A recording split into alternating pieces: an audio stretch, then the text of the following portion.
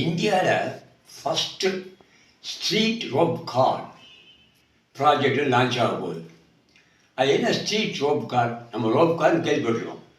Rope car எப்படி இருக்கும்? பிளைன்லேருந்து ஹில்லுக்கு போகும். அது ஒரு ஹில்லேருந்து அடுத்த ஹில்லுக்கு ரோப் கார் போகும். ஆனால் இந்த ப்ராஜெக்டு ஸ்ட்ரீட் ரோப் கார், அதாவது பிஸியான ஸ்ட்ரீட்டில் மெட்ரோ போட முடியாது, அதுக்கு பதிலாக பில்லர் ரைஸ் பண்ணி ரோப் கார் போடுறாங்க இன் தி சென்ட்ரல் சிட்டி. இதுதான் சிட்டி ரோப் கார் ப்ராஜெக்ட். இது எங்கே வரப்போகுது அப்படின்னா வாரணாசி, அதாவது Kashi. Rope car project ropeway project. இது எப்போ இந்த ப்ராஜெக்ட் கமெண்ட்ஸ் ஆகிடுன்னா 2023 கமெண்ட்ஸ் ஆகிடுச்சு. இப்போ 80% ஆஃப் த ஒர்க் வந்து கம்ப்ளீட் ஆகிடுச்சு. இப்போ 2020 பிப்ரவரியில் வந்து இது இனாக்ரேட் ஆக போகுது. இந்த ப்ராஜெக்ட் படி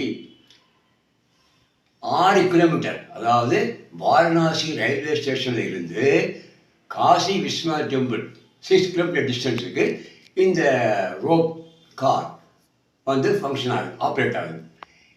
அதுக்கு என்ன செஞ்சுருக்காங்கன்னா ஒரு 149 கேபிள், அதில் ஒரு கேபிளில் 10 பேர் வந்து ட்ராவல் பண்ணலாம்.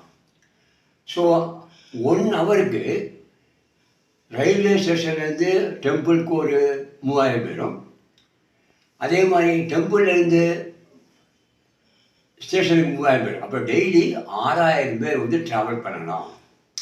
இதுக்காக வேண்டி இந்த டிஸ்டன்ஸ் இருக்குல்ல, 6 கிலோமீட்டர் டிஸ்டன்ஸ் வந்து 5 ஸ்டேஷன் இருக்குது. அதில் 4 ஸ்டேஷன் தான் ஆப்ரேட் ஆகும்.